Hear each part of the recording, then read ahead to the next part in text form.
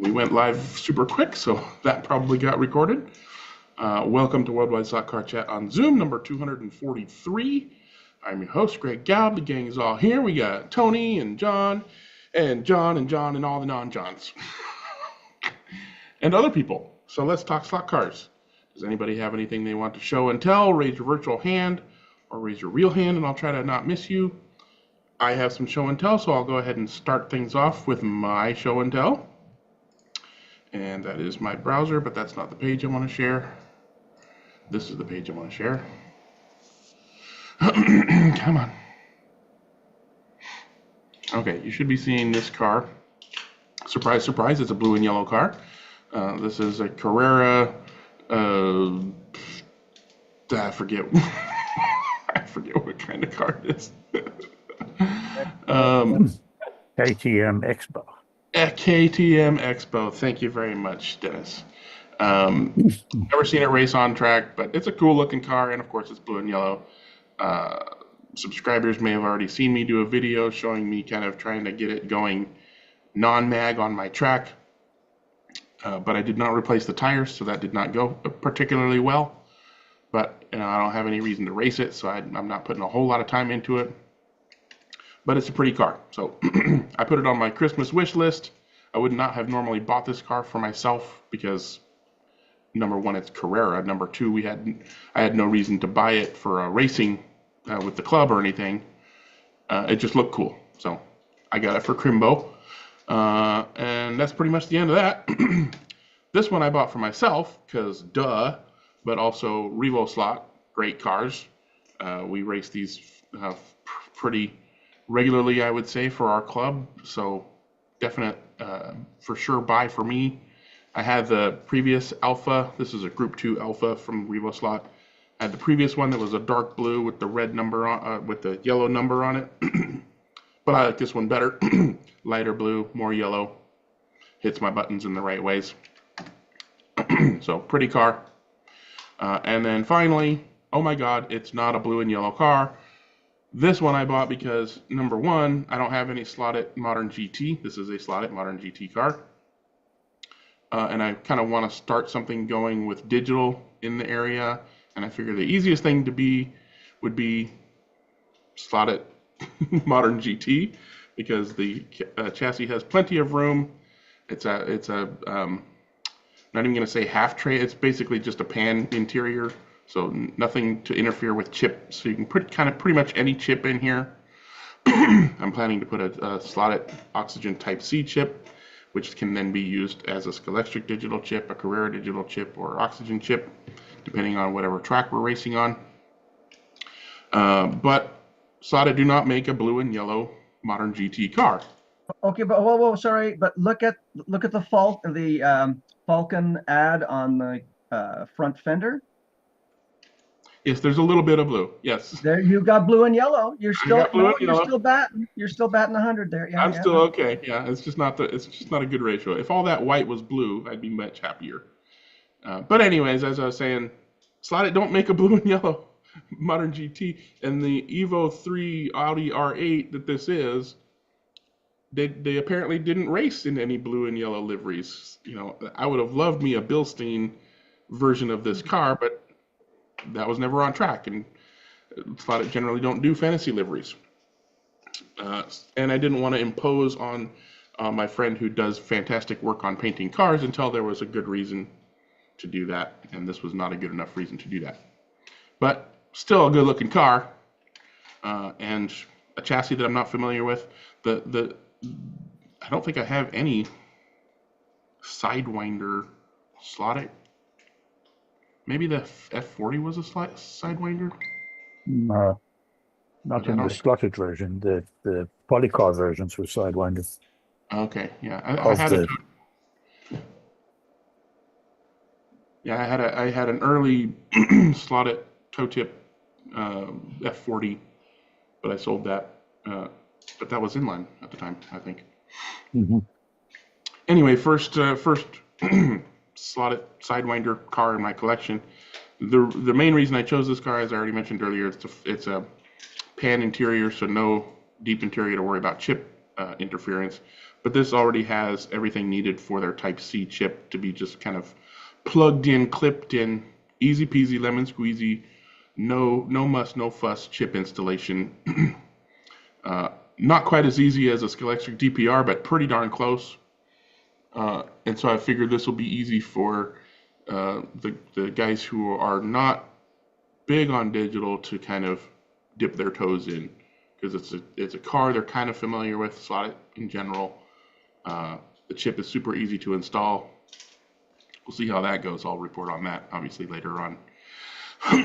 But I haven't done any work on this. I hate having to take out the dang axle and or motor just to get their stinking magnet out of the back from under the axle. So I haven't done that yet. I'll probably take the side wings off because I probably won't use the side screws for the pod. I'll probably just use the four corners. So it's nice that those wings come off completely with those screws. Yeah, that's a car. That's it for my show and tell.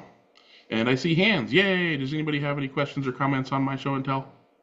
Not hearing any moving on. Go ahead, Jeremy. Sure. So I got my Christmas stuff finally from Electric Dreams. First one, I didn't like the orange wheels in the back of this, so I was like, well, I'm gonna chrome them up. So I chromed them. I just thought that was, to me personally, it looks a little better. I don't mind. On you guys know I sell like a tire oiler. One of the things I did when I built it is the roller part here is 6 millimeters, which comes in handy when you're working. You can take it apart and then use the 6 millimeter for the axle, like when you want to straighten the on these cars. What are those things called where the aluminum the pillow Pillow blocks? blocks. is that, yeah, because sometimes they're like out of alignment with each other. So then you take the bearings out, slide this in there, find out where it's centered, and then tighten it back down. So anyway, if you happen to have one, that's a bonus little tool. That was a happy little accident. For no reason, I don't know why I picked that up. Slot it, Group C Toyota. I just wanted to try, because this Toyota is the only one I don't have, so I was like, well, it's on sale, and I'll pick it up. And then just because that's a newer release, right? So it's got the updated chassis and stuff. I don't know. I just like the it was the Toyota that it was. They had a few of them. It was just the one I liked. I don't know what the chassis looks like. I haven't opened it. Nice cars, though.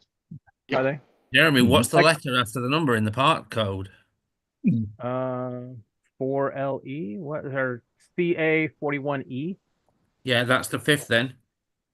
Okay, is that a different chassis then, or that's the most modern? No, chassis? it's the fifth delivery of the release since they made the mold.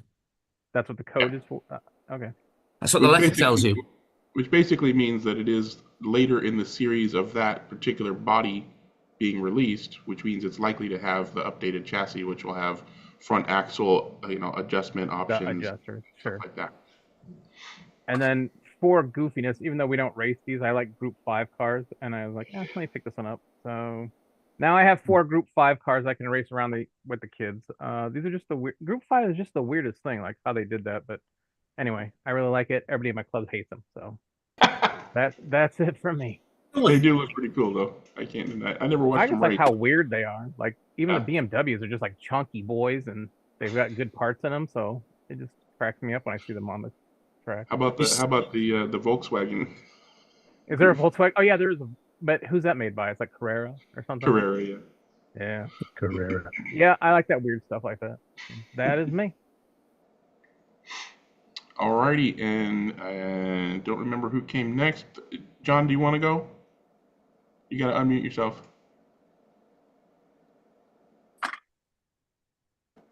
Who? I hit the ask to unmute button. You got to hit unmute. Mr. Roberts. How you doing? Doing good, sir. What you got? Good. Well, I'm new to the group, so I just want to introduce myself. Please. And I've been a slot racer on and off, mostly off. I had a track in the early 60s. I had an Eldon track in the mid 60s with lane changers. And I've been a sports car fan for all those years, Formula One fan. And then a couple of years ago, I took a driver's course at Thompson Speedway in Connecticut. And in the meantime, from the late 60s until a few years ago, it was mostly as a hobby model railroading. So I took the driver's course, and of course came to the full realization I can't afford to race a real car. So I figured, I'm going to revisit slot cars, and I did. In fact, I bought some of those materials to build a wood track from you. And I built the track last year, and I just extended it about 8 feet. So now it's about a 3-lane, 68-foot track. And I'm going to have to retape it because I don't think I burnished the tape as well as I should have. But I'm looking forward to running on the extended track. So in a nutshell, that's my story. And I've been enjoying. I've viewed about 180 of your broadcasts here, absorbing as much as my little mind can handle, and I just decided to participate. Long time watcher, first time chatter. Yes. Do you have any How'd you go pictures? about expanding? How did you go about expanding your wood routed track? Well, And along with that, do you have any pictures to show that you could show us? I do, but since this is my first time in this, the chances of it being successful are pretty minimal. That's So fair. maybe some other time. But it's an MDF track, and think of let me see now. I think I have an 8x8 and one end of one of the 8x8s. I had another 4x4. So it was a pretty technical track. And I raced with a group of guys in Boston called the Greater Boston Race Club 32, our hard body slot car races. Great group of guys. And that's an hour and a half, 2 hours from here. So my thoughts, in order to interest them in racing down here, I needed a bigger track. So I added another 8x4-foot section in between the 4x4 and the rest of the 8x4s. So again, it increased the length of the straight, and I added some sweeping S curves. So I haven't retaped it yet, so I haven't run on it. So I looked configuration. sorry to interrupt. I looked and I found some pictures you had sent me during Yes. one. Do you mind if I show that real quick? No, not at all. Okay. Sorry. Go ahead. Keep talking. No, that's essentially how I did it. I just stuck another 8x4 piece between a couple of things already. So I think that's showing the main part of the track. Is that Yeah. your extension, or is that just No. the original build? Where you see the big curve there, you can see a white line. Well, that's not right there. No. So if you brought that white line towards you, like around, I see one here. I yeah, see one here. yeah. If you, so what I did there is I just not cut off, but I made it modular. I just separated it there and stuck a new 8x4 piece in. Perfect. Yeah, it looks like a good track. Nice. 3 lanes, got some straightaways, got some wiggles, yeah. It's got the goods. Yeah, feel free to send me some pictures on that, and I'll share them for you in the future, or we can figure out. We'll help you figure out how to share stuff on here just fine. We'll do. I do have a question though. While we're on it, since I'm going to retape it. Per your video, I think that was Luff's video. I used 7/32 by 1 mil tape. Yeah. And it was lifting around some of the corners. That's why I removed it. And that's why I feel my problem was I didn't burnish it well. I actually used one of those nylon rollers that you use to flatten seams in wallpaper. Mm-hmm. Not a good idea. Do you still believe that 7/32 by 1 mil is the appropriate dimension of tape to use? Luff can answer that. That's what I use. Yeah. All right. So one question is, I assume you put the tape on after you painted the wood. Oh yeah. Okay. And then you burnished it with a roller as opposed to the edge of a Bic lighter or something like that. Right. I mean, the roller should have done a pretty good job as if you were pushing down on it. Yeah. But when I removed the tape, you could see where it really stuck because there was residue left over. Uh-huh. But you could also see where it didn't really stick because there was no residue. Was it Venture? The copper tape, was it the Venture tape or was it the Chinese it was. stuff? It was the Roloff. It was the Venture copper tape. Okay. Yeah, I And, never had a problem with it lifting. Okay. Well, I'm assuming that I just didn't do a good job burnishing it. Assuming the tape is already in the garbage, but do you recall when you pulled it up and you saw that there wasn't any residue on the track, did you feel the tape to see if it was still tacky? No, that would have been the smart thing to do. Yeah. I neglected to do that. It's kind of balled up, but I can unravel it. That's a good idea. Take a look at that. How long did you wait between paint and taping? Well, first of all, I used a flat, more like a grayish, a flat dark gray paint, and it was probably week and a half, maybe 2 weeks. Okay, plenty of time but also plenty of time for dust to fall. Did you wipe it down before you did the taping? I can't recall, but there's entirely possible that I didn't. I mean, that's not like, don't forget to wipe the track down, but I'm just trying to come up with things that might have caused the tape to come up more easily. Yeah. Well, these are good things, and these are things that I will do the next time around. Why 7/32 instead of 1/4 inch? Is there just cheaper or just? Is there a preferred reason? Well, It goes around corners a little easier. yeah. Okay. And if you use a taping tool, it works better in the taping tool. Okay. Well, that taping tool is the world's greatest invention. Yeah, the original was fantastic. The 1/4 inch wide is a lot wider than 7/32. Like 1/16 doesn't seem like a lot, but when you put them side by side, it's like holy moly, that quarter inch width is wide as it's wide.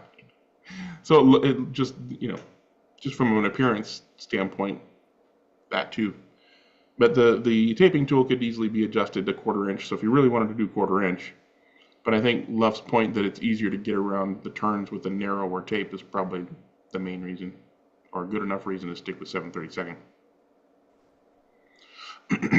All right, thank you. Hold on. Sorry if I can. I have to say, John, I love your cap. Okay.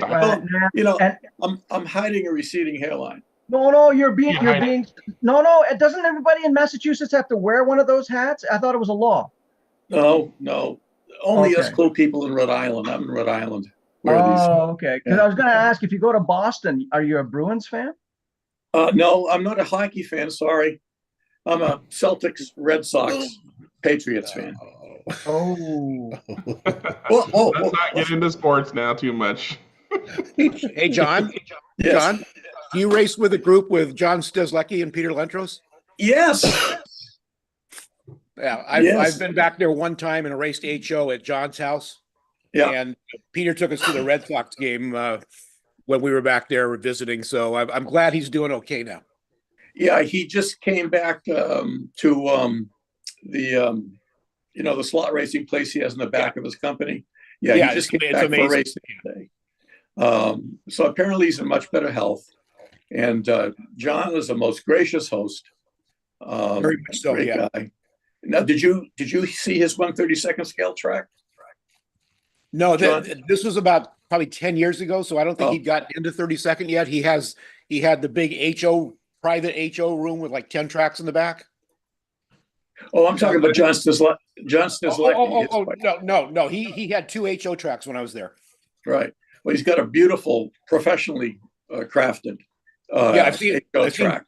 I've seen pictures of it because I'm on the mailing list because I went back there and raced with him one time. Yeah. And he's got the greatest collection of racing art I've ever seen, with autographed prints all over the place. Yeah, great group. I was Yes. glad to be able to race with them. We raced I think it was a 10 or a 12-hour HO race. Oh my God. Endurance. All right. Well, thank you very much for joining us, sir, and thank you for the introduction. And Thanks for the feedback. Fantastic. Looking forward to updates on your track. Thank you. And moving along, let's get Mr. Young. Go ahead, Don. Well, back in December, I got an email stating that Carrera was doing a release of some of their F1 models. Mm-hmm. So I decided to get 2 of them from the place that sent me the email.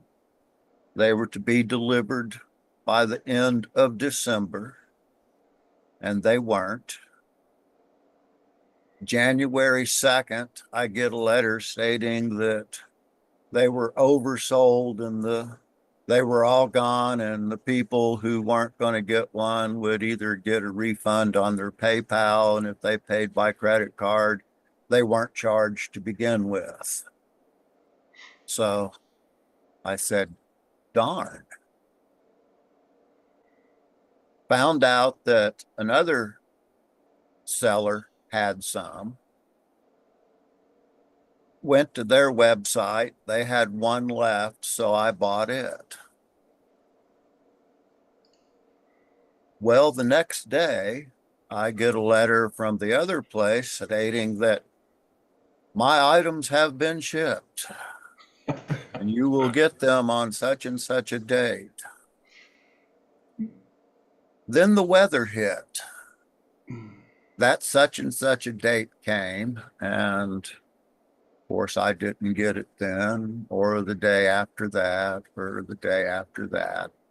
But finally, they showed up. So this is one of them. Now, are these new manufacturer or are these new old stock that they had? The way it was told, it's a redistribute of them. Okay, interesting. So they might have found some in a warehouse somewhere, perhaps. Yeah, yeah. Well, one thing that I noticed that was interesting about them that I haven't seen on any of the other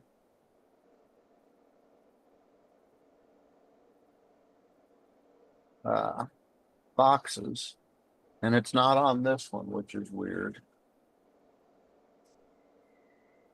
But anyway, here's the other car. Red Bull. Nice. You turn a light on, you can see it better. There you go. Good looking car. But the other 2 boxes on what the red car came in, and when I did finally get these, they all came on the same day.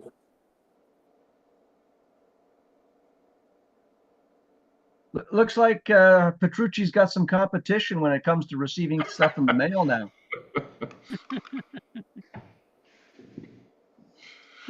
The mailman doesn't come and see me anymore. He's given up. I don't know if you can see it or not, but there's a date stamped on there that says F1 2017. Right there, molded in the vacuum form. So what was But anyway, they're digital cars, which is great because they run on my digital track. Was that vacuum form thing what you were talking about that some of them had? Well, that's what they have on the wings when they're packaged. Here, I'll just get the other one.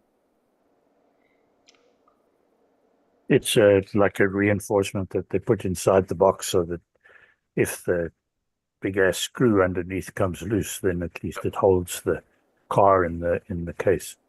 Yeah, and there's one on the front too. Mm-hmm. Yeah, that I would think that the 2017 probably refers to the model year of the full size car rather than the date on which they were made. Yeah, exactly. And the very Teutonic packaging, Carrera. Oh my gosh. Their jewel cases make the best mold boxes. They're fantastic. I swear, they're darn near bulletproof. Don, I feel your pain on that shipping. I ordered some paint supplies from an outfit called Spray Gunner down in Oldsmar, which is at the top of Tampa Bay, Florida, on the 8th. The package made it to St. Louis on the 9th. It took till yesterday to get it the last 10 miles. St. Louis to me. Showed up yesterday. All right. So day and a half, Florida to St. Louis, 5 days, last 10 miles. Well, mine all set in Minneapolis and Cincinnati for a week. So. All righty. Thank you, Don. And Mr. Mike has something to show. Go ahead. Yeah, you do. I have a continuation of the Porsche saga with the Le Mans version, which is absolutely gorgeous, and now holds the lap record for the track, which I attribute to the superior tire workings of your GNS tire grinder. That's the only thing I can think of with difference between the other cars. As if you recall, the other Porsche held the lap record for quite a while at 7.1. This is broken the sevens at 686. Nice. So, and you know, we had this discussion about oxygen and stuff like that. All the oxygen cars are going faster because of the controller usage. The difference between the true speed controllers in SSD and the slotted controllers, the SCP3 especially. And you know, I tried again racing on Monday. There's just Ratby and myself were the only ones here, but I tried to use the SCP2, and I switched partially when we had the well, this is another car, so I'll show that one too right away. I got the Rodenstock Group 5, and Jeremy, if you look at the era from the Group 5, they were crazy. The width of the car, you can see the difference on how big the box flares are. They basically put the tire outside the car. It's incredible. Anyway, I switched to the SCP3 from the SCP2, and it was a lot better. And this car was fairly fresh. It was only a couple days old. And I put it against my Ferrari BB 512B, this one, which is one of my fastest Group 5 cars. And it's got 31 grams of downforce, which is incredible. This one has 8, and I beat him. And I only beat him on fuel, and it was really close. There were lots of laps where I was ahead of him just a bit, and he couldn't go fast enough to pass me, but he was faster overall by a good portion. He was, I think, 2 or 2.5 tenths faster. And then the other car I got was I couldn't avoid the Gunston Ferrari. I'm going to get rid of that red thing that I got that's like this, and have this one instead. It's a much better looking car in my view. It's like, yeah, no red Ferraris. And if you notice, I picked the red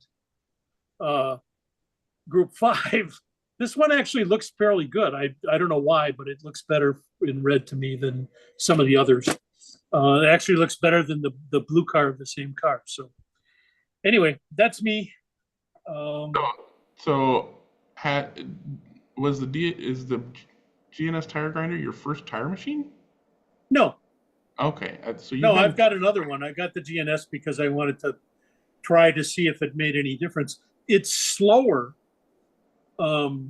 because it's the grid is less than I usually use, but it does a better job on keeping it decent. So you spend a little bit more time with it than I did with the other one. because I normally use a drywall screen. Okay. And it's a little quicker, but you have to be more careful because you can gum it up real quick. Yeah. So and also it's kind of a pain in the butt because the alcohol, I use some double-faced tape on these to hold the drywall screen on rather than gluing it. And the alcohol dissolves the bond. So it's kind of a pain in the butt. But anyway, the GNS worked really well. The tire preparation is the only difference. It's on the 963. It's a bit of a handful. I think I'm going to drop down to a full. I was using at 12.5 volts, and I'm going to drop those down to 12 volts to save a little bit and still have the ability to get the lane changers active. So we'll see how it goes. I have a question for Mike. Yeah. You obviously don't run the Group 5 sideways cars with their traction magnets, otherwise your magnet downforce levels would be a lot bigger than your 31 and 8 grams that you've measured.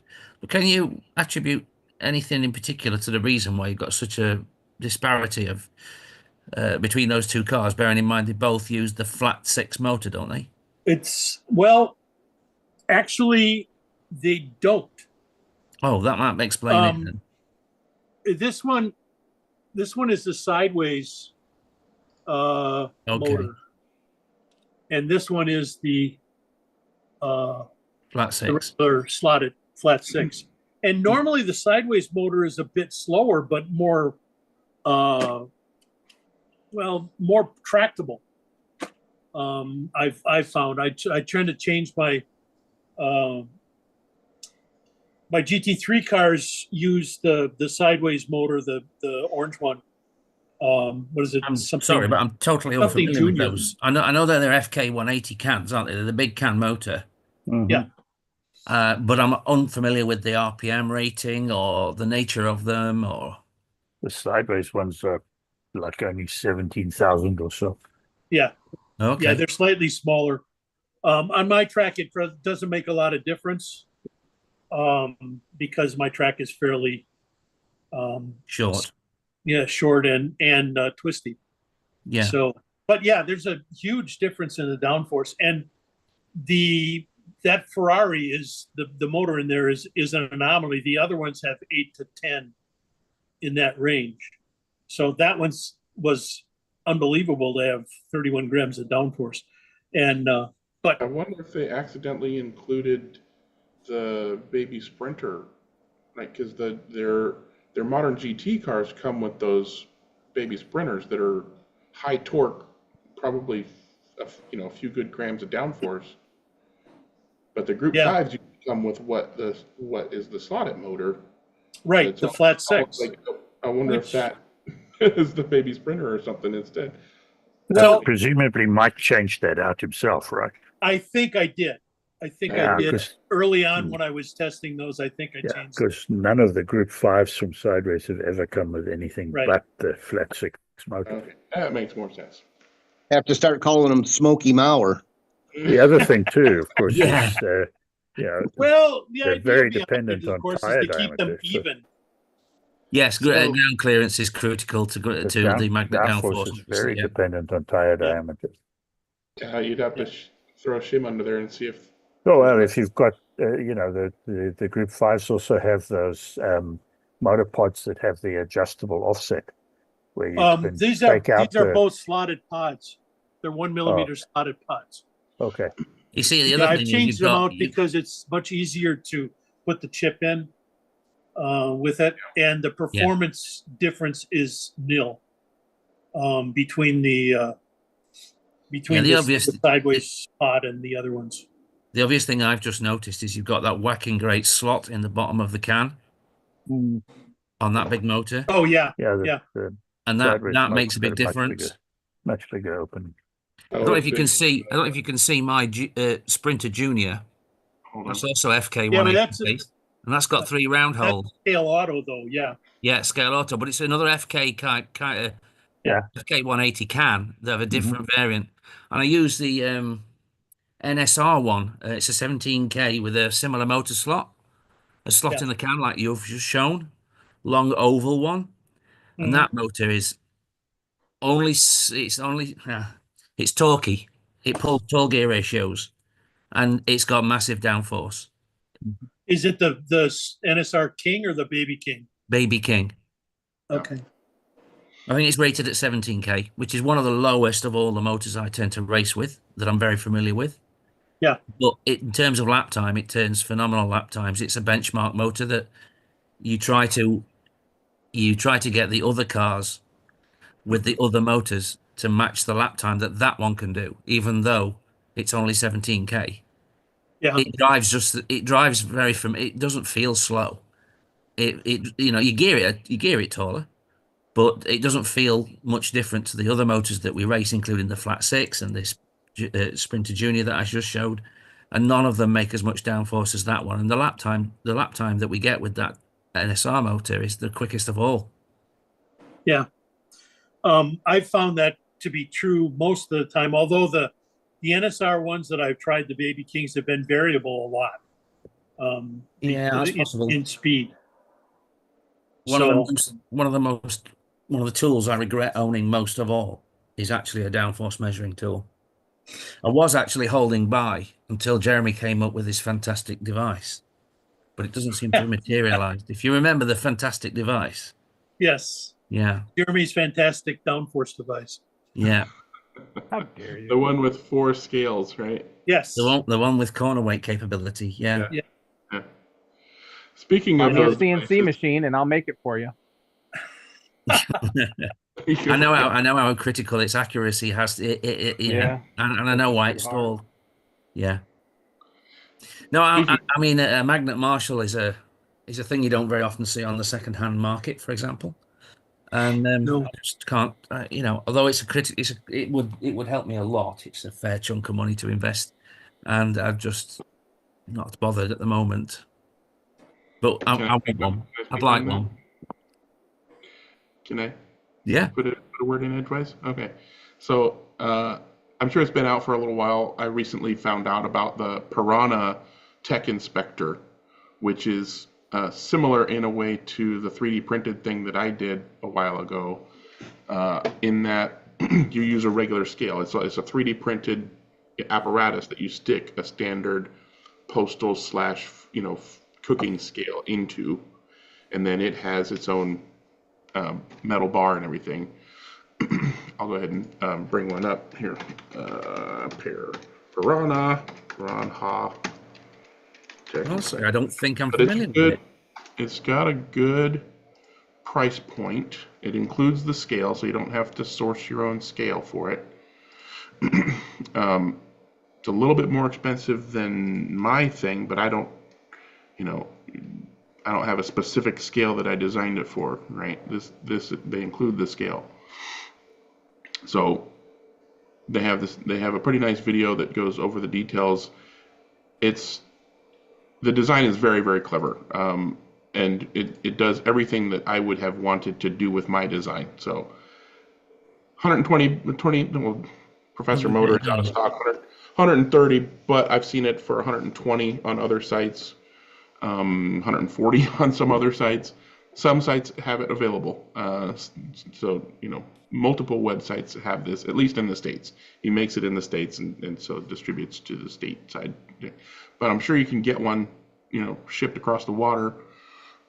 In a pinch, I'd be happy to, adjust the settings of mine and get a scale, and I'll adjust mine. But the thing that I like about his design, and I'm working on an update to mine, is that it's got the steel bar like a Magnet Marshall, and the slot and everything that the car touches is one thing. Whereas on my design, you use a piece of track, you use rails from a piece of track. So the guide actually rests on rails, so it can throw the readings off. So this would be a good, relatively lower cost option Magnet Marshall. Now you see, I would personally recommend this to anybody looking for a Magnet Marshall and wanting to save a little bit of money. That's great. Thanks for the introduction, because I'd absolutely never come across that thing. And these are the same people that make the motors. The inexpensive presumably. motors, yeah. Yeah, Piranha motors, yeah. Very good. I will investigate that a little further. With regard to whether or not the guide sits on the plank or sits on the rails, I don't think that matters because most. Oh, it does.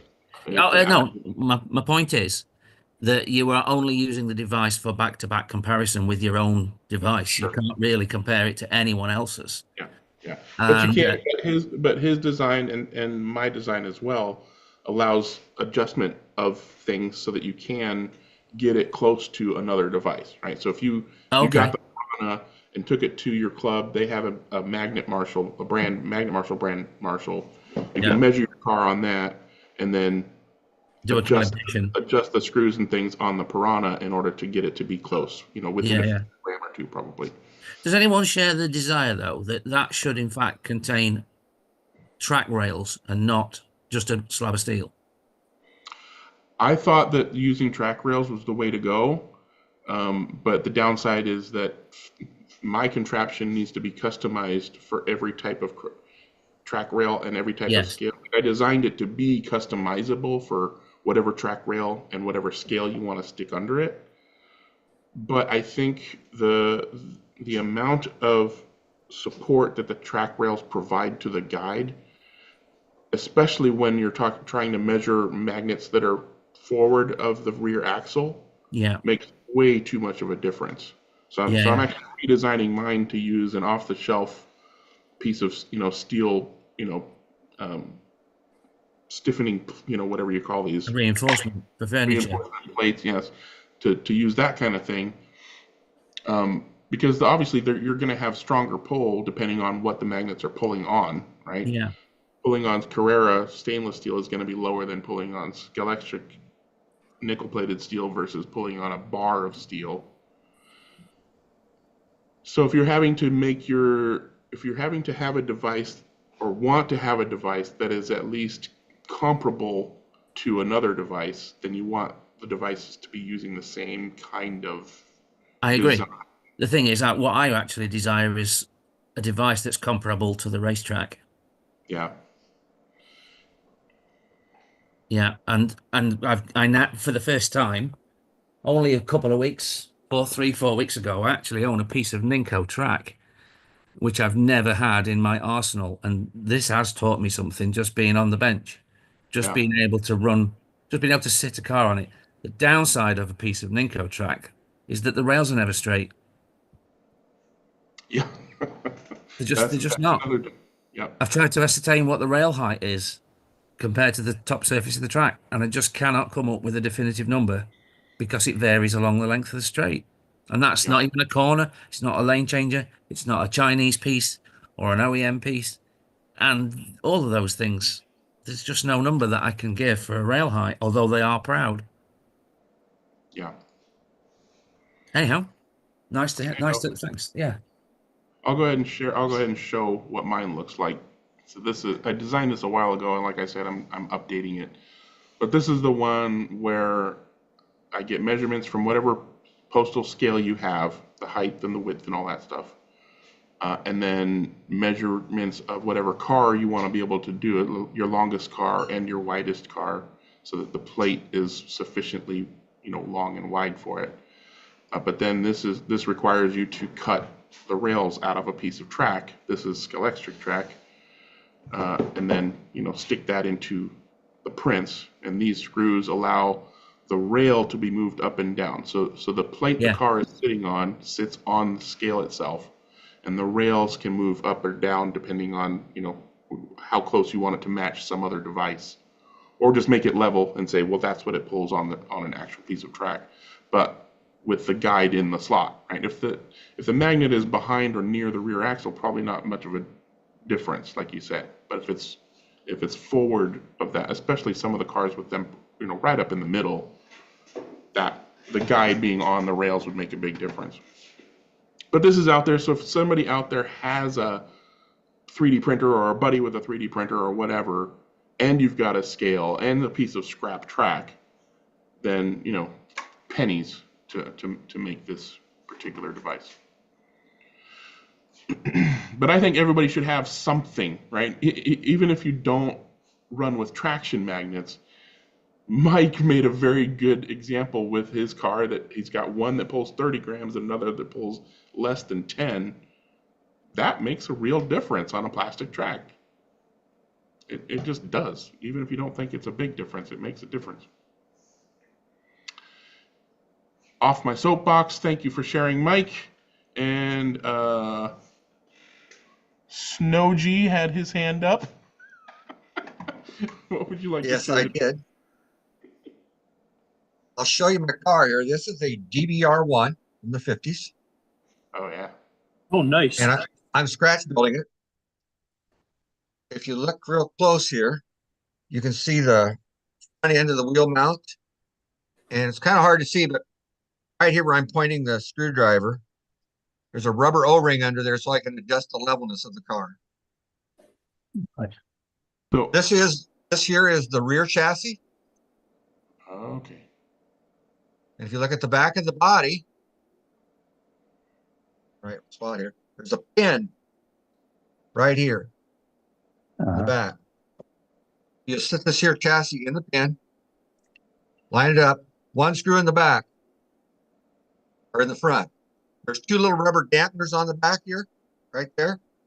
So if it's hit in the back, it's got a little cushion. So after I mount this on, you'll see these two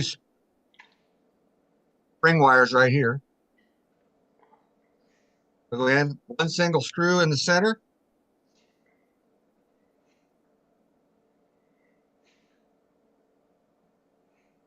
Allow it to pivot. Nice. Yeah, it's good.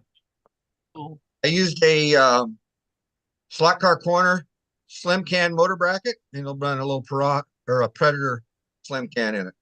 I built it for our vintage class and possibly the 50/50 proxy, depending on what their rules are this coming year. Where did you get the body? I had someone print it for me. Oh, okay. It's one of those, I don't know, they call it the resin where it rises up out of the liquid. Resin print, yeah.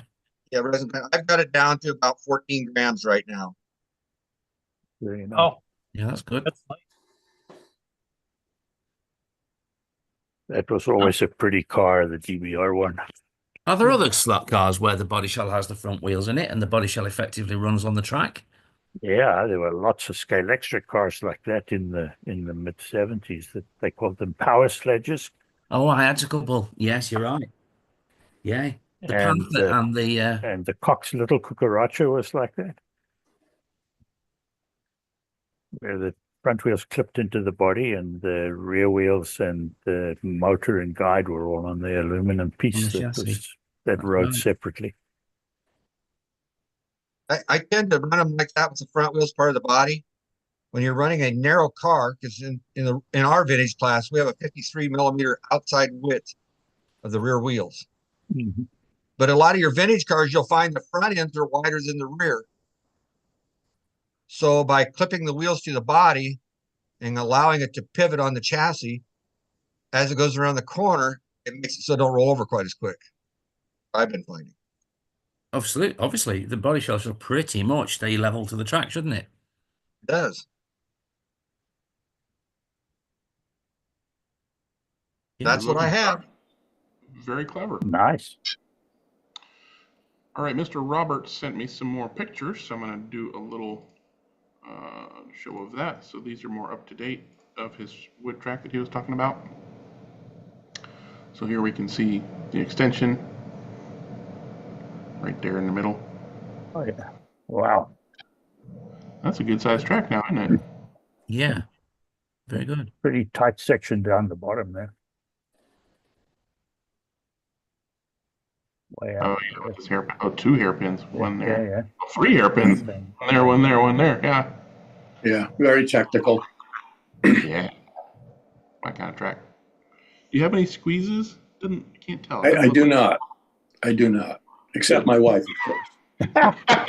She's your main squeeze. Yeah. Yeah, that looks good. Have you made the slots take the racing line compared to the grey track width?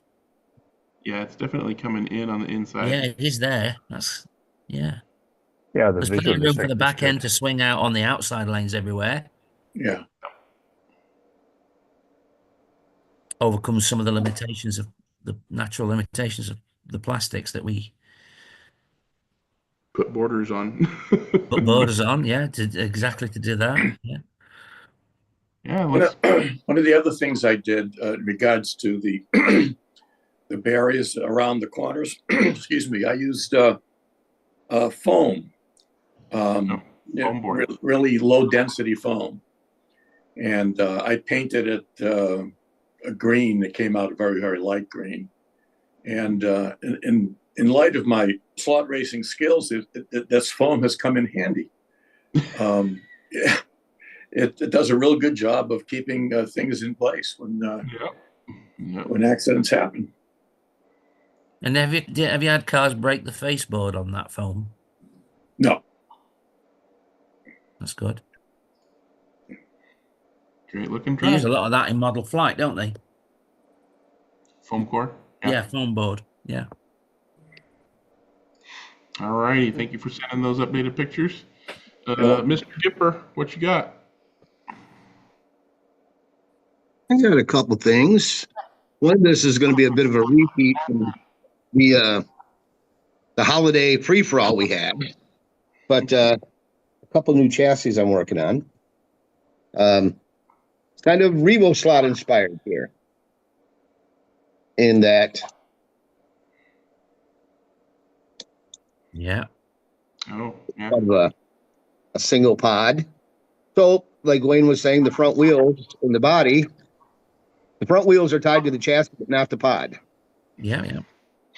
So, they run quite nice. I've been very happy with them. I've got a sidewinder here, and you can see in inline, we jokingly refer to the big block and the small block, if you will. Got a couple bodies for them in paint right now, so they've been working really well. It's I was kind of surprised. You know, I haven't on my track. The Revo slots don't impress me. At least the way they're geared and molded. They're not my favorite cars, but I said, well, let me try this chassis design and see how this works. And so far, I've been very happy with it. They run quite nice, very smooth. Quite differently to one another. Say what? Do they run quite differently to one another? Oh my goodness, yes. Well, mainly in this case because of this. Watching one of Harry Wise's videos the other day of kind of a roundup of the year, he mentioned these Cyclone motors from LEB Hobbies. Has anybody else tried any of these? No. 21,500 RPM, 200 grams of torque. Quite nice. You know, the Piranhas to me are nice, but they do not have great brakes. And the Predator 25,000s are beast, but have no brakes. This is a great compromise. Very nice power band, very good brakes. So, and $799, same price as the Piranhas and the Predators. So very, very happy with the motor. I ordered two. I've got a small sample size. I've only run this one so far. But been very, very, very happy with it. Reminds me of the Thunder slot motors. Yeah. And the Thunder slots I have. I think when Harry looked at them, they were all turned more RPM than rated. They were all over 22,000. They're rated at 21.5. Do you have a downforce scale to see what kind of magnet they pull? No. Okay. No. We don't need no stinking magnet. So. Well, you run on plastic, so you're using magnets even if you don't think so. Yeah. But yeah, so the chassis design, it's kind of different. You know, Courtney was on the live free for all over the holidays, and my question is, would this be what they would call a reflex style chassis?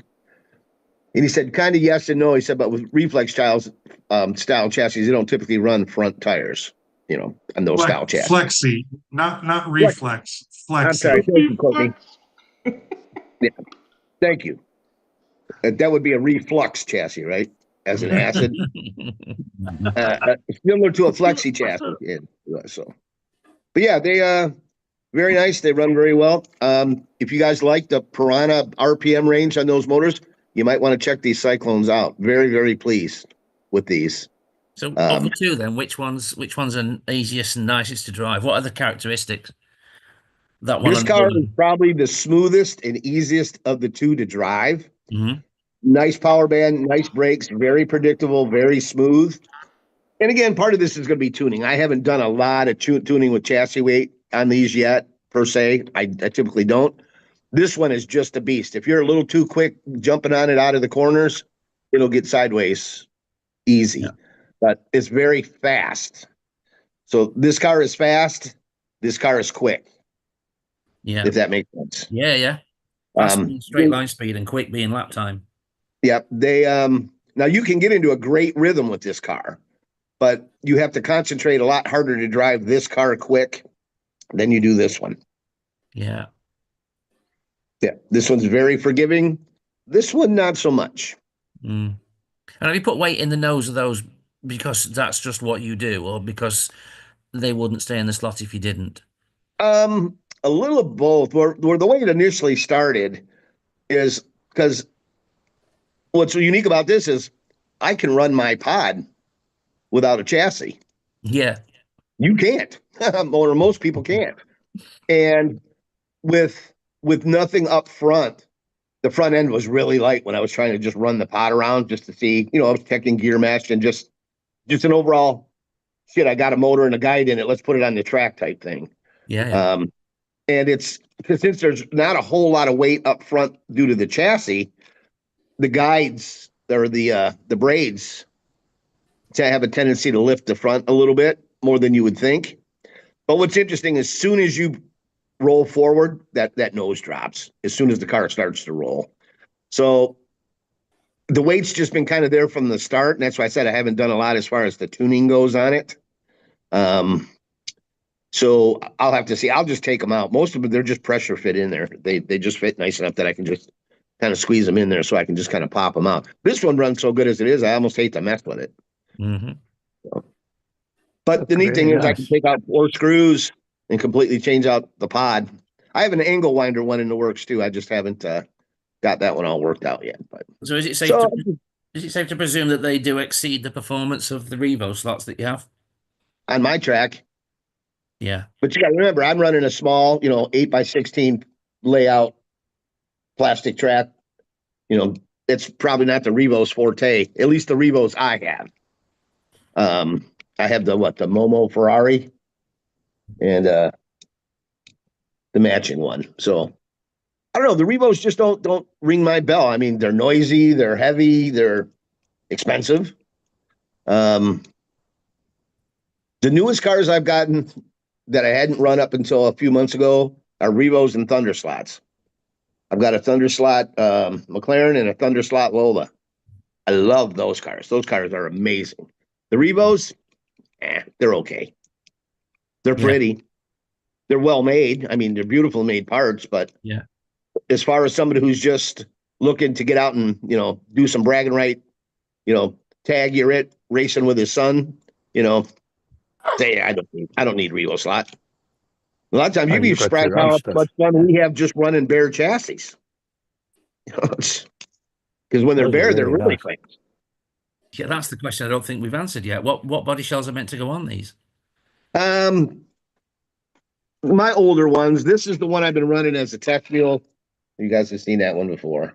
Now this is the filament printed version, so it's super light. It serves. It's an 85 millimeter chassis, so that one will work.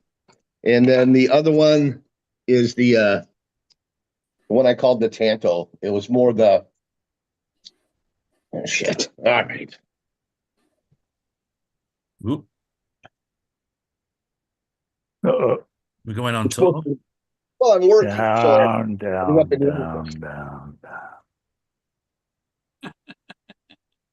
So this version. Now that's the short version. So the new ones, this is for a 76 millimeter chassis. The new one's for an 85. Nice. Here are the two that are in the paint shop. That one and that one. So those are the extended bodies. Where the original version, it's a little bit bigger. I actually like the longer one. Anyone agree?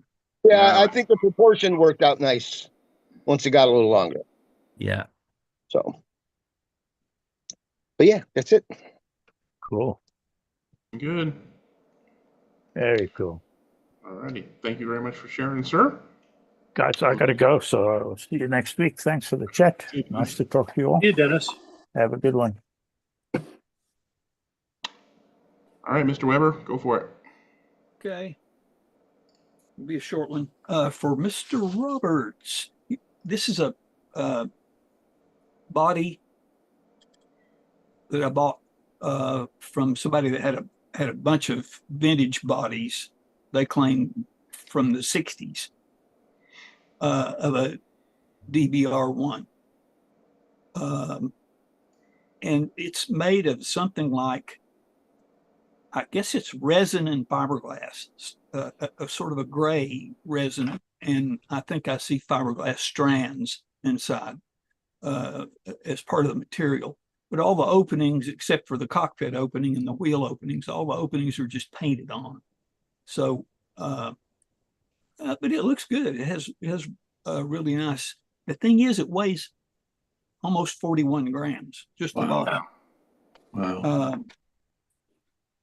Another thing I talked about a few weeks ago was the company. If I asked if anybody had seen any of this company called Team Blue Groove from Canada. They're selling these repops of vacuum formed bodies, and so I got one. And this is Alfa Romeo T33 312. I guess it's T33 TT12. Anyway, it's pretty nice body. There wasn't that expensive, weren't very expensive at all. And shipping was quick. John, what scale was those? Were those? 132nd. Yeah, 132nd scale. And what's the name of the company again? Team Blue Groove. Team Blue Groove. Let me just see if I can get this to. Got a lot of light here. Let me try this. TBG, I can see it on the label. There we go. Okay, Team all right. Thank you. Blue Groove, as in Blue Groove motorcycle racing, flat track racing, roundy round flat track racing. Thank you. And they have a lot of other bodies, also lots of them. This is one of the more unusual, I think. It's a fairly thick. There you go. Fairly heavy Lexan. They say it's Lexan. I have no way of knowing for sure. This blue is a film that they put on it to keep it from getting scratched until you paint it or until you use it, I suppose. You actually paint the inside, won't you? Yeah. That's the major idea, like with the RC cars. You paint the inside. It prevents overspray. We used to do lots of NASCAR. You can paint these with a brush from the inside. If you have good paint, factory used to make some really good paint for this, and you can paint them from the inside, and they look really, really good. Really good. They put the decals on the outside. But yeah, tell me a PS brand, PS paints, not TSP, and Pactra, as you say, are some of the best. There are plenty of others. Okay. And the other thing, unless anybody has any other questions about Team Blue Groove, they come with window masks. The coupes, I don't think they do. The enclosed cars, I don't believe they do. I don't know that for sure. I didn't get one of those. I was just kind of trying this out. Ordered one to see what they were like, and of course the requirements for building the chassis for this are going to be different than the hard body plastic bodies.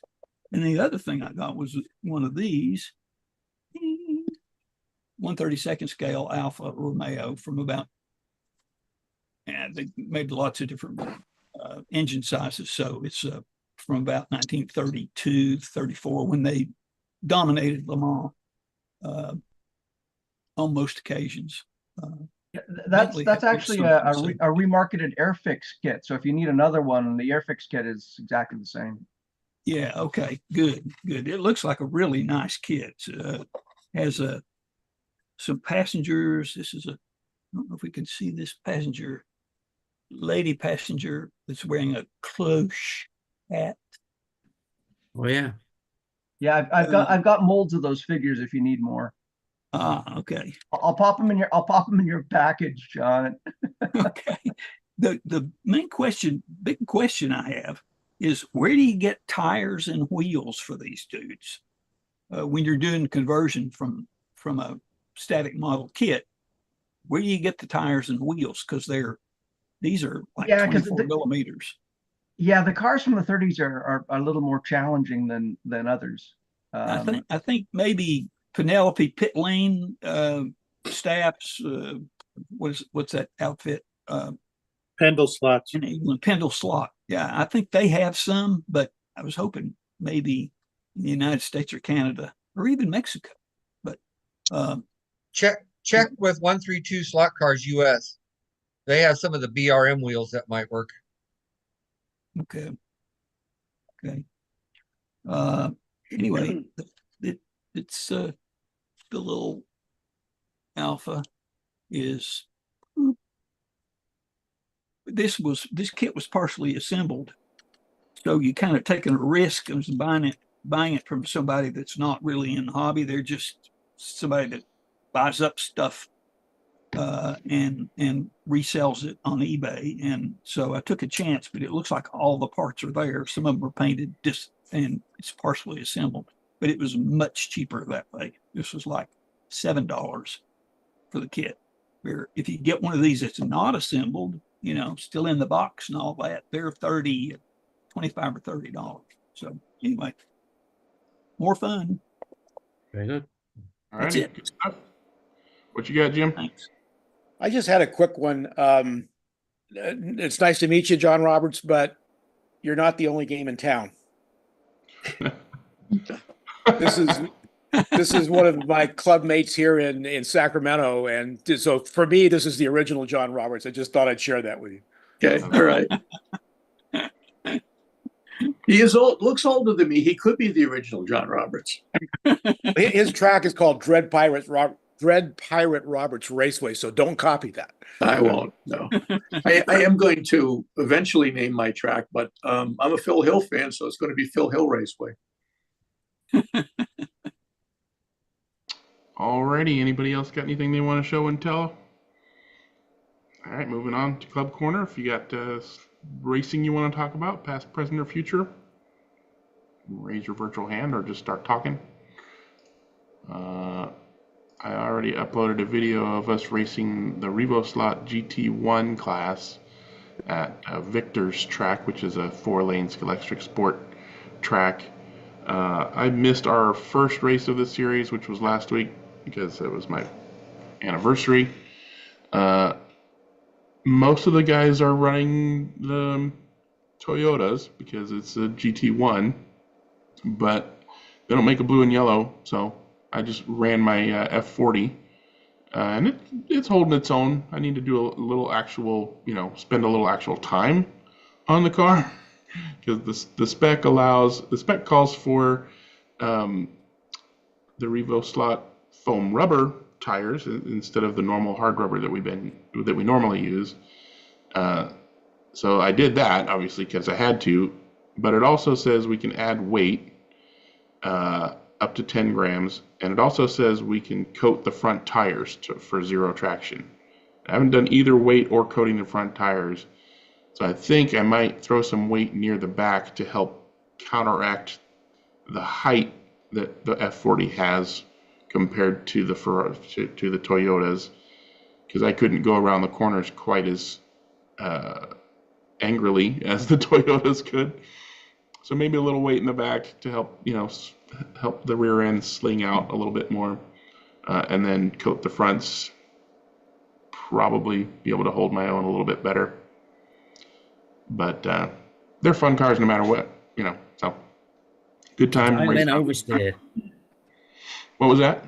To dial in oversteer seems like an alien concept to me because I've never had a car where I've actually wanted to do that. Yeah, and the traction maintained pretty well throughout the night. So 4 lanes, 3 rotations, so 12 2-minute heats. So I mean, only 24 minutes of actual, pulling the trigger. But usually, even with foam rubber tires, we usually start to lose traction towards the end of the second rotation, if not sooner.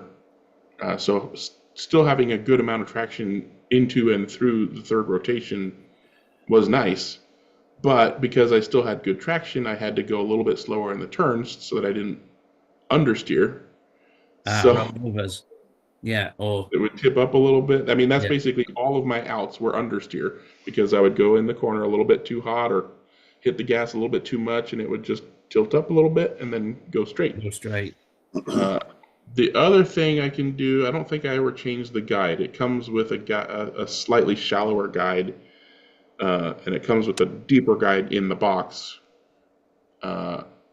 Most of the time we don't, even with a deeper guide, you have to shave a little bit off for it to not go clickety-clacking around a Scalextric Sport track. The Sport slots are deeper than Classic slots, but that guide is deep enough to go clickety-clacking around.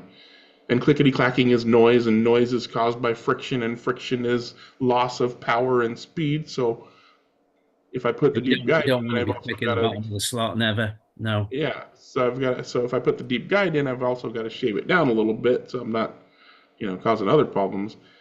I probably won't bother swapping the guide until I do the other 2 things. And if those don't help, then I don't know, maybe another millimeter deep on the guide will help. I'd probably not. But I guess if understeer is the problem, then a little bit deeper guide will probably help a little bit. So, And lowering the CG will reduce the likelihood of understeer anyway, won't it? Because it'll reduce. Well, yeah. I mean, but we can't do any significant changes to like pull weight out of the top. So all I can do is add weight to the bottom. So, and I'll put it enough towards the motor back. power to pull that around. It's all that's fine as long as you have enough motor power to pull that around.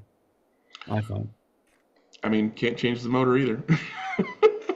Yeah, I've tried it on wood tracks with Scalextric cars, and moved the CG intentionally lower by that method, and started to struggle with. I mean, bigger tracks. Don't get me wrong. The club track, with the 18K motors, the straight is relevant, very relevant, because you spend a long time there. And with more and more weight in the bottom of the car, yes, the cornering capability improved, but the straight line speed was gone. Yeah. Gone too far with it, So it's a balance. Yep. Anyway, more work to do for me. That's all I needed to say about that. Mike had his hand up. Are you ready, Mike? Yep. We just, Ratby and I were here this week, and we ran just 2 races. I ran the NSR. I got a new NSR Formula One I showed you a couple weeks ago, and I finally got that on track. We did that with SSD, and of course there were 2 of us, so there weren't any problems as far as the faults go. And that was okay, except I got my butt kicked. I did the car without having the G25 tires switched and used the original NSR tires, and they gripped well, but were very on off. I mean, they gripped until they didn't, and then they let go completely. So I had my share of problems with that car particularly. It wasn't broken in at all, so I just put it down to teething problems. I did have a little bit of weight in the front that I just stuck in there, but excuse me. But I think I was 10 laps down at the end. And plus I had, I screwed myself in some ways because I had forgotten to, since the last time I had set up SSD, I had left the damage repair at 20 seconds, and it killed me. It was like, oh God. After the first time I used up my 4 damage points. I went, oh crap, I'm in deep doo doo. And at one time I was at 15 laps down because I just had problems. I clawed it back to 10 at the end, but it was a lost cause for sure. That would be painful sitting in the pit. Yeah, watching him go. All you got to do is wait and then just watch those three laps around while I sit in the pits. No, it's like, oh crap. Yeah. Anyway, it was okay. We still had fun, and we had some good racing side by side there for a while. Before I ditched out and had problems. And the second race we went was with the Celica and the Ferrari, and I talked a little bit about that. Switched to the SCP3, and that improved my abilities a lot. And there were lots of laps where I'm running in the front and he's running in the tail, and it came down to he ran out of fuel at the end of the last 10 laps, or not quite out of fuel, but he had to come into the pits, and that was it. I had him then. So it worked out pretty well. It was a fun race, but I haven't got the video up yet, but there were at least 20 or 25 laps where we're just running head to tail, and he's trying to keep from running to the back of me, and not trying to pass me. He's just trying to push me until I screw up, and I did once. He put some pressure on me, and I screwed up once, but I still got back, and then we were racing again that way. And it was good fun. I enjoyed it. Yeah, and Ratby is quite good at staying in the track. He's not fastest, but he stays in, and it's all the difference in the world.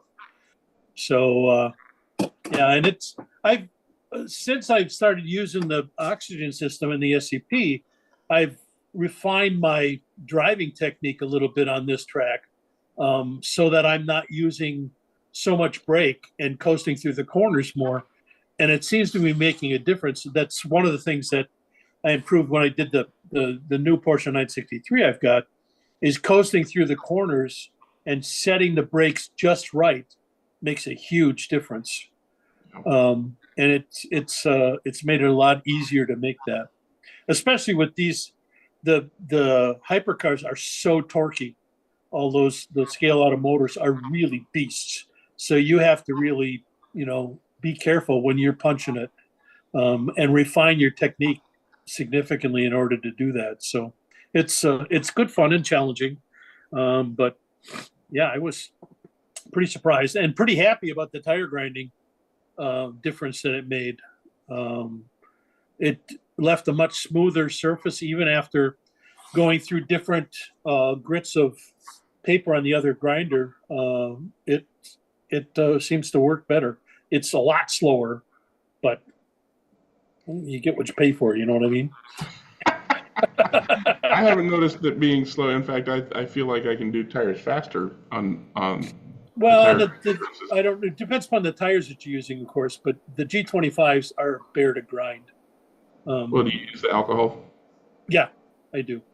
It's with the alcohol, it takes a lot longer than if I grind them down with the screen, because I'm using a lot. I'm using a lot coarser. Yeah, originally I had included 80 grit drums, which did a really good fast job, but also left grooves in the tires unless you push them side to side the whole time, which is that's kind of a pain. Yeah. Yeah. 120 is a good middle ground between efficient cutting but still leaving a nice surface on it. But yeah, that's one of the things I wanted to make easy with that machine is swapping out the spindle, so you can cut a bunch to diameter with 80, and then swap it out and put in a 240 or something like that to get that final. You need two machines. Or two machines. One with 80, one with or like Jim Rose suggested a while ago, if you're doing metal wheels anyways, you could put a coarse on one side and fine on the other side, and just move the wheel over to the other just side. swap it around. Yeah. That makes sense. Yeah. So, anyway, a good time was had by all two of us. Hopefully next week we'll be able to get all four of us back together. And now I have PC lap counter. I finally got the key for it, the registration key for it. So now I got to figure that out. I mean, feel free to ask me, but I feel like I still am just barely scratching the surface on that thing. Maybe afterwards I can have you give me a quick tutorial on it, because I haven't been able to figure it out yet. I mean, I did a while ago when I was doing the test period, but it's, I don't know. The guys that do these things, you know, I love the fact that they do them, but it could be a little more intuitive, you know, on how to set it up. Or at least have the directions, you know, it's like, this is how you set up a race. This is what you do. Yeah. So maybe I need to make a video after I figure it out. But that may take a year. I mean, have you downloaded the PC Lab Counter manual? Oh yeah. Okay. Yeah. That's a tome. Yeah. And of course it's out of date, so nothing looks the way it does now. Yeah. So it's like 8 or 10 years out of date. Yeah. So right. Anyway, we'll see what happens with that. I'm hoping to be able to figure out whether it's the computer or the race management system or whatever's causing the timeout thing that comes up. And that's what comes up. I finally looked at it real close, and it says timeout on it. So I don't know what the purpose of that was. I should probably ask on the forum one of the RCS guys to see what the purpose of the timeout thing was, or if that's a computer thing that's somehow caused by my particular computer that's got something in it that causes it to do that. So my timeouts are usually a result of inappropriate behavior. So what are you doing? I've been that way all my life. Sitting on the naughty step. Yeah, really. Familiar with that situation. All right. Anyway, well, that's all I got. All right. Moving along. Thanks. What you got, Wayne? Well, fortunately, I have something to bring to this part of the show, because I went to a race myself at the weekend. And as usual, I have my phone in the chat so that I can share some of the photographs I took whilst I was there at the weekend.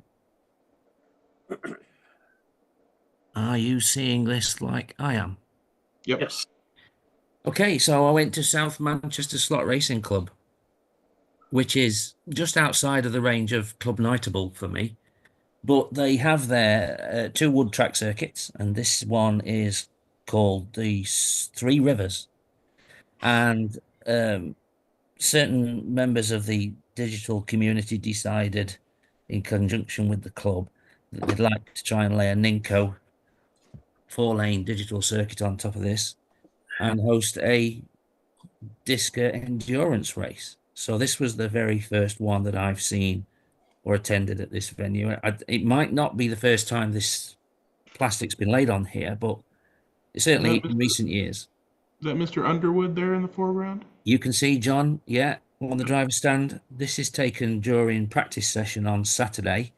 Yep. It opened for us about midday, and we practiced until 5 p.m., which was very, very useful, because that duration of open track practice session is a very rare thing in the type of racing that I do with this. The race meeting was going to be a 6-hour endurance for GT3 cars for teams of 2 or 3 members. And yeah, we've got South Manchester Slot Racing Club there. We've got a podium here for finishers.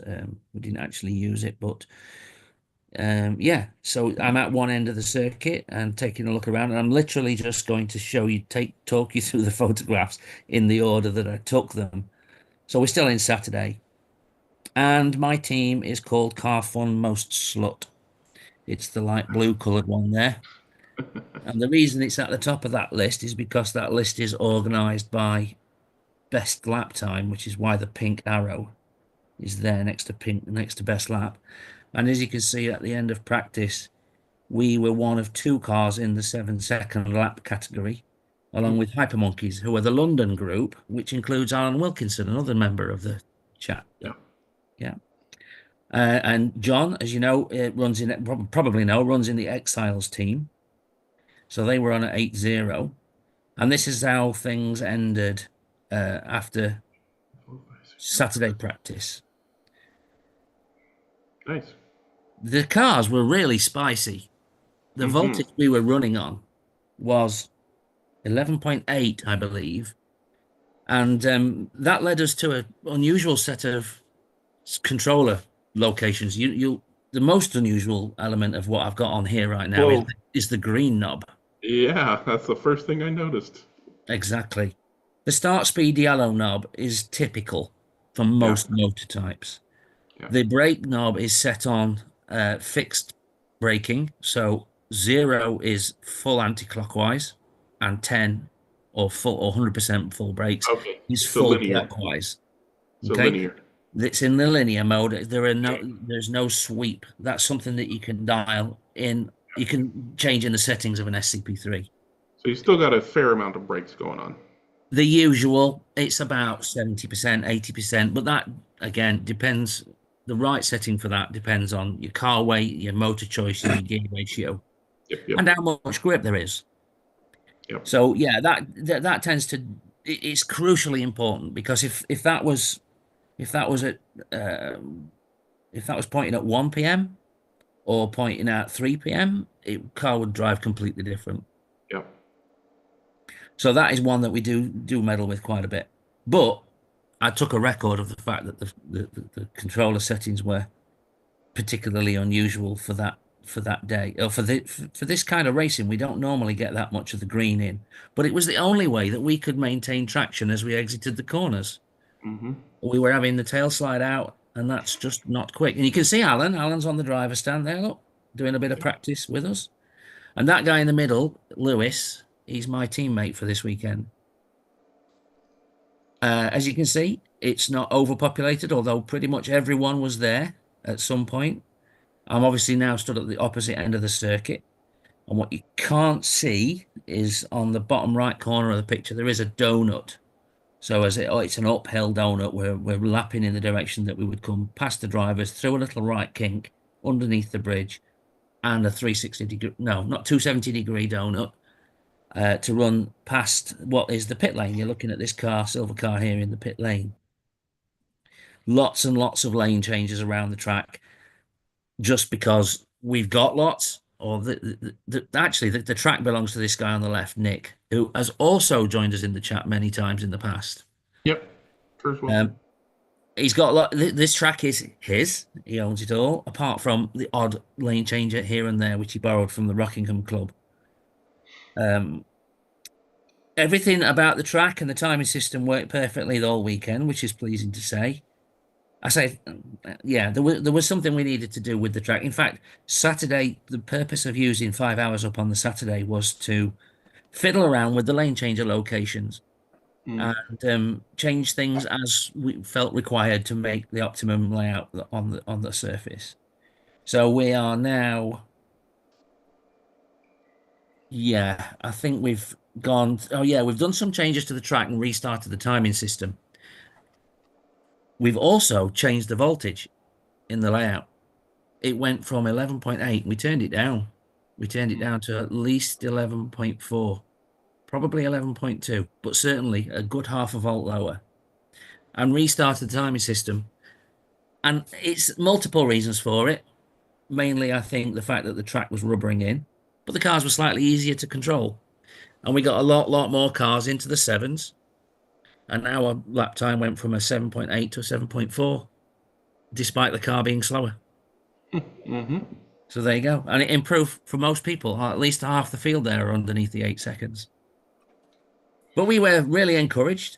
We clearly had a race. I mean, the Exiles have now gone from 8.04 to 7.84, 2/10 quicker. For some reason, the Hypermonkeys car has gone down to an 8.01. I think that's down to the drivers that were driving it in the end of practice rather than pacing the car. But they slipped out of the top 3 in practice. And our controller settings started to look a lot more normal. In particular, the change in the green knob. Yeah. The blue line, by the way, is 3mm wide masking tape. And the reason it's there is because everyone who owns an SCP-3, they all look bloody same. Yep. So I walk up to the driver's stand and I now know which one to pick up because of that piece of blue tape. Yep. Everyone has something, don't get me wrong. A lot of people have just put a sticker on the back. But there you go. That's my way this weekend. My car is a sideways Lamborghini Huracan. And this is it as it was on Saturday night. Pretty much. I had changed a few things during Saturday. Few setting things, springy things, and one thing and another. Front axle height, I think I changed as well. As you can see, the most revealing thing to note here is the way that the track treats the tires, and why it is wearing. They do change diameter, and we're out there for a 6-hour race, so it's going to happen. So now, where are we? I think we're at the end of qualifying, which was 30 minutes during Sunday morning. Quite close, 1/10 of a second. What is it? 3/10 of a second covering the top three. I don't know how this will work. Would you like me to try? Yeah, go ahead. Okay. I don't even know whether you'll get audio. But I am now marshalling. The race is underway. Yeah, looks good. No audio, but it looks good. Yeah, okie dokie. Well, I won't spend too long on it because I've got a few of these screens. Now, if you look here in the far right side of the screen, the race is running. It's under green flag. And there's 5 hours of the race remaining. And that's always relevant to look at when you see one of these screens. So we're an hour in. And in the lead at the moment was my teammate, Lewis, who'd done 405 laps. And we'd got a 7-lap lead over Sports Car Racing, which is Gary Skip and Steve White, his teammate. Again, we're in the same lap time for the fastest lap, and the gap is mainly due to the fact that Sports Car Racing at this time had, I think, a body screw fall out. Certainly the back of their body shell had released from the car, but they'd had to pit, they'd had to pop a new screw in, and they'd had to fix that. But for the first hour of the race, it was really, really close. I was marshalling, and when I looked up at the timing screen, which was being projected on a wall, there was a 2-lap gap almost the whole time, and we were in second place. So that's how the first hour transpired. Now we've gone to 3 hours 50 remaining, which is basically 2 hours and 10 minutes in, and I'm driving. And the gap has what's happened is that Sports Car Racing have had more problems. You notice there's 2 sports car racing teams, a 1 and a 2. But the one that was really competitive, I mean, really, really competitive, had some more problems and they dropped back. And now we're racing against Exiles and Team Madness in our race. You know, there are other races, obviously, of all the rest. Hyper Monkeys had broken their car.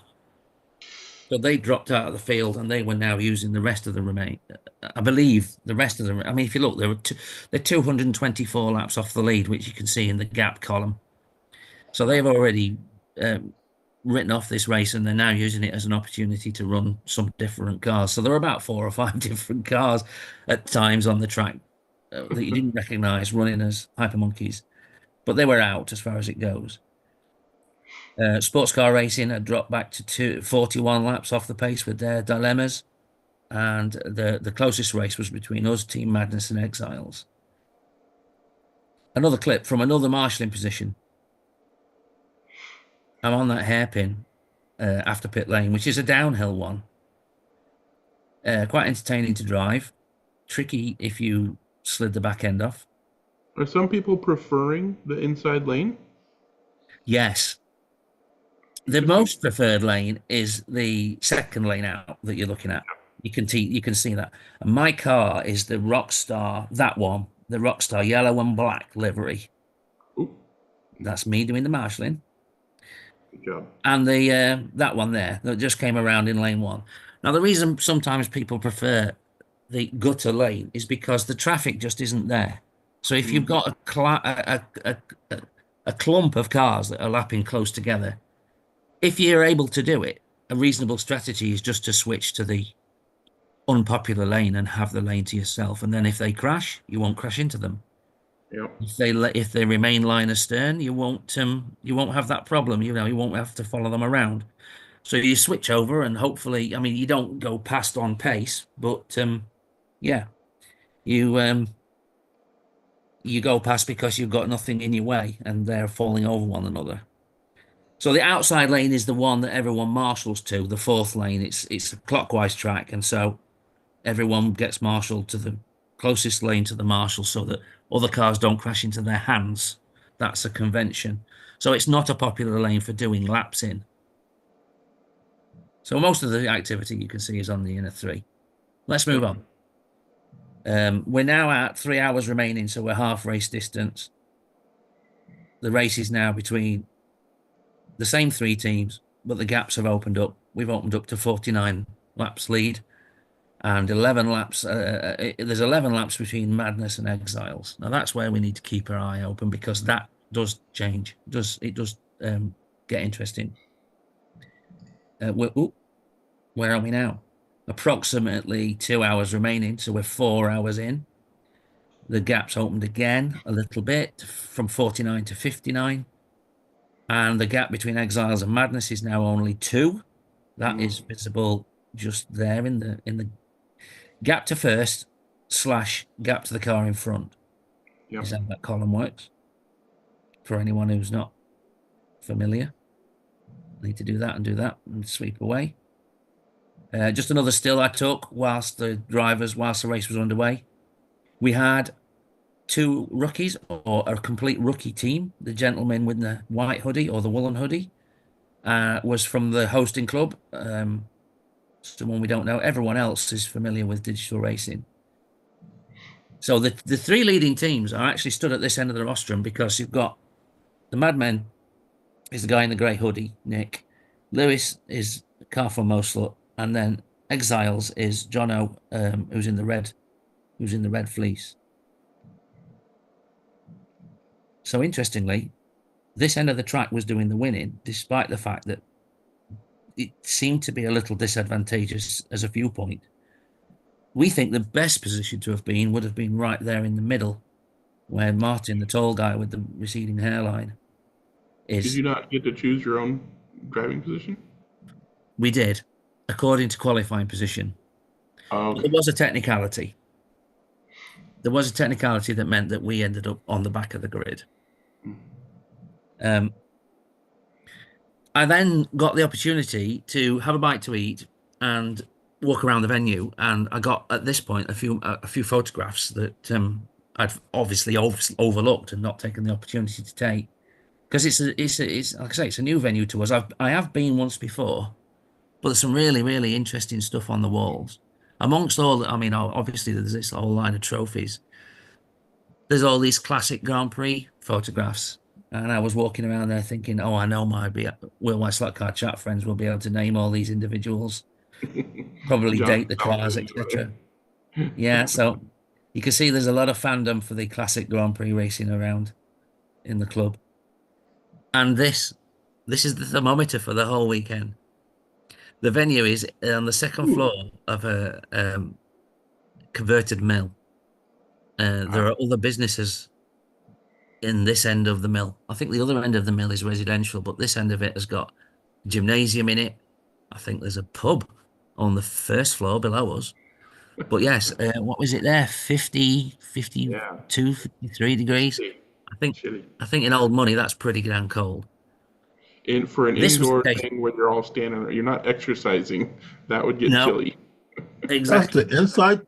That's the inside temperatures. Yes, this is the inside temperatures, which is my goodness. It barely moved all weekend. We do. There is a small space heater in the venue, but obviously this is not normally an issue. Oh, come on, that's warm. What are you talking about? That's warm. Yeah, this was a question of do you keep your coat on or not? Yeah, it's warm for Canada. Yeah, in winter. Yeah, there you go. And now I've got another timing screen. We've got 1 hour remaining. It's over there on the 59 minutes, 59 seconds remaining. and we've stretched out the lead to 86 laps, and the gap between Exiles and Team Madness is only 1. So it's really, really interesting. That's the only real race going on right there, isn't it? The rest of them, I mean, it's a long race. These gaps open up. Yeah. I can actually tell you a little stat that I calculated on this, and I'll show you it after I've shown you the final result. This is the final result, and we won the race by 93 laps. Now, I calculated how many, what are we looking at here with regard to 93 lap gap after 6 hours? The truth of the matter is that every 5 minutes, we opened up 1.5 laps. Now, 1.5 minutes is a relatively long heat race. And if you were doing 3-minute races, that gap would probably only be 1. Yeah? Well, you're almost a half a second faster than the... For a fastest lap. Yeah. Well, even your last laps where, you know, that's at least a quarter. Yeah. Second faster. Yeah. You got some talented drivers on this car. Lewis is ranked. Lewis is really, really good. When he's good, he's really, really good. There's about, in the disc fraternity, there's probably 3 drivers that I could rank. I couldn't separate. They are the best amongst us. And I'm not one of those 3. I put myself in the next group of 3, probably. But for different reasons, because we have different ways of doing it. We've got drivers who are really, really, really quick. And they risk having D-slots. Now, if a D-slot costs you 4 to 6 seconds, but you've gained that because the last 10 laps were just like 0.2 of a lap quicker, 0.3 of a lap quicker, you can afford to have a D-slot every now and again. I, on the other hand, I'm the kind of driver who doesn't do that fast lap, but I don't come off. That's not necessarily true for this race, though. I did not manage to achieve my normal techniques during this race. The track was, as you can see, 10 cars in about 7 seconds. It's quite busy. There were quite a lot of, particularly in the first hour of the race, it was a bit manic. No one really knows the layout like the back of their hand. It's not like they've done it many times before. The track threw up some particular challenges to do with its layout. In particular, do you remember we drive past the drivers on the main straight and there's a little right kink and then it goes underneath the bridge? Yeah. Well, that was a very, very fast section of the track. And if you got that little kink wrong, you would D-slot and stop underneath the bridge. Yeah. And of course, the marshal then has either got to reach an arm under or the car just gets hit by the next car coming along because you never know what lane it's stopped in or whether it's on the track or not or what. Yeah. Anyway, that's the hardware I brought home. It's a little placky thing. That was the trophy prize. And yeah, this is just a couple I took that on the pit bench. Now, the Three Rivers is in the distance there, and the track is in piles being packed away at this point. And I took the opportunity to catch a couple of pictures of this. Don't know if you're familiar with this, the history of this, well, not this track, but a track that's always been here. It was called Catalonia. Okay. But it was all,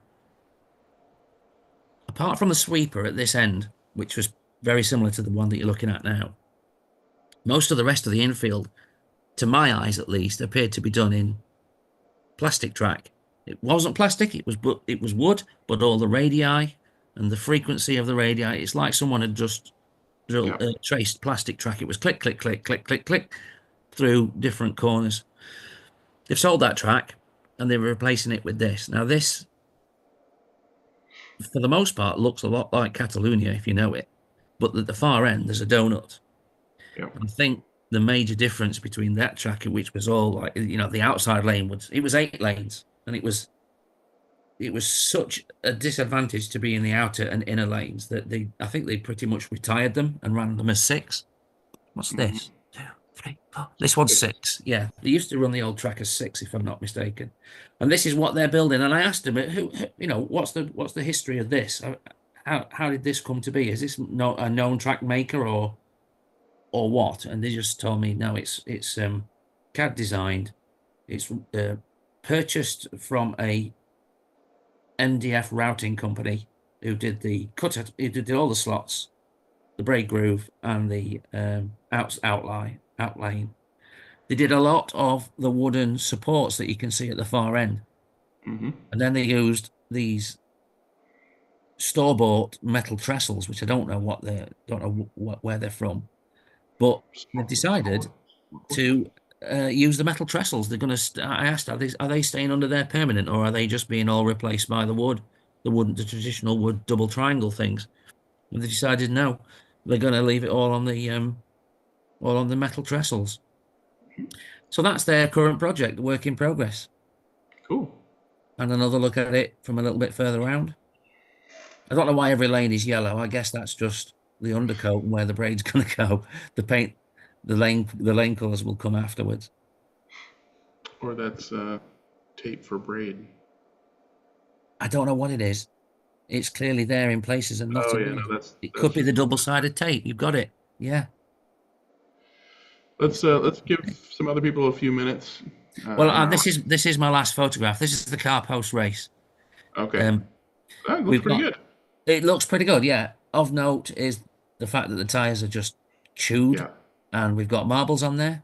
We've got a fair amount of rubber dust that is natural for this kind of racing. It gets nearly everywhere.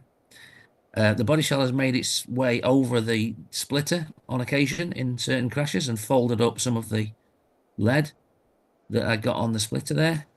And apart from that, the only problem, we had two problems. We had a crash where one ferrule jumped out of the guide. It was the front right one. And so I jammed it back in and I put a blob of glue on the top of it. That's the quick fix, and that held. And we also lost the lighting plug, came out of the socket. You see the socket there? Well, the lights extinguished on our car. Oop, and there's the wiring from the lighting chip. And the wiring's in my bottom left corner, and it's got no plug on it anymore. So that must be on the track somewhere. That fell off. And that was it for us. So lights weren't required? Lights were required, but only to begin the race. Oh, okay. Can someone show me how to start? There's the stop share. Done it. Yeah, lights are required, and there was a bit of a debate around the venue when it got noticed that our lights were out, and yeah, we had to check regulations and one thing and another. But the truth of the matter is that they're only required at the start, and so we got lucky on that regulation.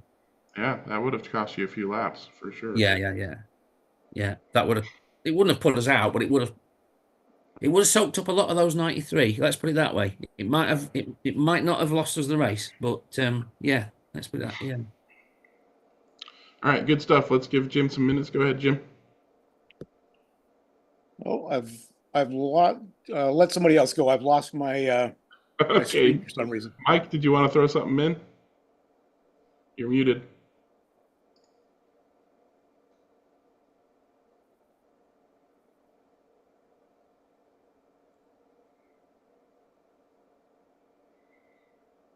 There you go. For some reason, it changed it to a different position. I didn't see it right in front of my face. Relevant to his problem there, I've started drilling. I don't know if you can see this. In the front of the guide. In the front of the guide to put set screws in. Yeah, to hold the ferrules in. Yeah. Yeah. Yeah, and it's been quite effective, and it doesn't chew up the wires the way it does otherwise. So yeah. So what kind of glue did you put in, Wayne? E6000. Okay. I put GS Hypo into my 3D printed guides to help hold the ferrules in. That works. It does. I'm afraid to change the guides out because I'm going to end up having to replace all the wires because it'll just, I don't know. I probably put too much in is the problem. I just kept putting it in there. I'm like, I'm not done. The stupid wires coming out. I hate that. No, I didn't. I purposefully didn't put glue in the aperture. I just put the ferrule back in. Yeah. Twist it down quite firmly and then put something on top. Yeah, that's what I did too. I just want it to sit there. I don't want it to interfere with the electrical connection at all. Yeah. I've actually tried pulling one out. So I can do that right now. Actually, yeah, no. I admittedly put way too much glue in mine, but yours is stuck pretty hard. At the time when I put it there, I thought it's just going to sit there on the top, and I might be able to pick it off with tweezers. Right now, I've got the car in my hands and I'm pulling the wire. Oh yeah, it's coming. Hey, that worked really well. That was not going to fail. There you go. Yeah. All right, Jim, figure it out. Yep. Go ahead. Well, we had our first club race of the year, home track race, this last weekend. And you can see from the picture behind me, it was an action-filled weekend. But one of the reasons we love going to club races is the camaraderie and everything else. And at Gary's track, the lunches are, they're okay. So we had a great time. We had 10 people at Glen Canyon Raceway, which is very close to Santa Cruz, California. It's about a 2.5-hour drive for me, so it's a ways down there. We ran Revo Slot Group 2, and these cars are all over the board in terms of the marks of cars. You got the BMWs, Alphas, Opels, everything. So it's pretty competitive in terms of car to car. Gary decided to do Group C, but with Porsches only. So Mike, you'll love this. We had Porsches only for Group C, and you can see the variety. The new 962C with the separate wing in the Momo cars and the fat turbo cars, they're a little bit longer. And so they handle slightly different. So it's not the same car. It's a whole different car, even though it's still a 962. And they turned out to run really good on Gary's track. GT3, which is it's probably our fastest class, doesn't turn the fastest lap times, but they're very close to the Formula One cars in lap times, which we also ran that day. These are dominated by NSR and Racer Sideways. There's a few scale autos every once in a while, but the new Corvette seems to work extremely well. I ran the Aston Martin. And then in F1, for the past year or so, we've allowed the scale auto car. And I guess you could say it's dominating. It's winning most of the races, but that may have to do with who's running them more than just the car itself. But we did have an NSR car on the podium. So I had a pretty good weekend, I got to say. I won this race over Gary in the Alpha by about 6 inches after 2.5 minutes of lane times 4, that 10 minutes. The other classes were not quite as close. I built this new Momo 962C, and right out of the box, it was great. I actually ran the spec tires that we're running at Motown, which are very similar to the gray tires. The spec tires at Motown are Super Grips molded in dark gray. So they're a spec tire we're using for our classics race, but they ran very well on this car. Ian got the win in GT3. Again, the Corvette's running really good, as are the Aston Martins. The huge difference in the cars. The Corvette is long. The Aston Martin is short. They work differently, but their lap times are very close. My fastest lap time was 200 slower than Ian. So they're very close in speed. And we have a few of those in the GT3 category ourselves. Are the sideways ones? That is a sideways one. Yeah. We've got a couple of those. They seem to run quite good. But is anyone using the 720S or the Lamborghini Huracan? There were, but the fast guys have gotten away from that. We've gravitated to different cars. I'm running the Aston. I also have a Corvette that didn't run as well on this particular track, but it runs extremely well on some of the other tracks. So I ran the Aston on this particular track, and Ian ran the Corvette C8. Well, I failed to mention, but we had a sideways 720 and 3 Huracans at the front of our race. So it's a funny one. Which car? Carry on. Sorry. Okay. F1, like I said, it's kind of dominated by scale auto, but there's an NSR car in second place. So they're all fast. These are running just slightly faster than the GT3 cars on this particular track. The GT3 cars not obviously, but the GT3 cars and these cars, we run the spec motor in both of these classes. So in both GT3 and F1, you have to run the NSR motor, which is the same motor. It's the 21.4 long cam. In GT3, the car is bigger and heavier, but you're allowed to change gear ratios. In F1, the body is lighter, considerably lighter, but we run in stock gear ratio. So these turn on this particular track a little less than 1/10 of a second faster because they're not quite as quick, but they handle better. So that's it for our first home track race of the year in Northern California.